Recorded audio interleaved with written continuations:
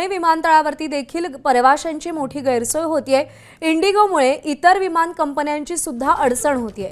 विमानतळावर इंडिगोची 9 विमानं उभी असल्याची माहिती आहे, तर इंडिगोमुळे इतर कंपन्यांच्या विमानांना सध्या जागाच नाहीये।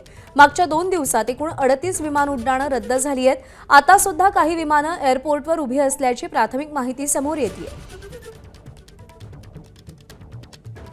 त्यामुळे इंडिगोमधल्या या अनियमिततेचा फटका आता इतर विमान कंपन्यांना सुद्धा बसताना दिसतोय, कारण का इतर विमानांच्या कंपन्यांसाठी सध्या एअरपोर्टवरती जागा उपलब्ध नाहीये। इंडिगोची विमानं सध्या एअरपोर्टवरती उभी असल्याचं चित्र पाहायला मिळतंय। एबीपी माझा, उघडा डोळे बघा नीट।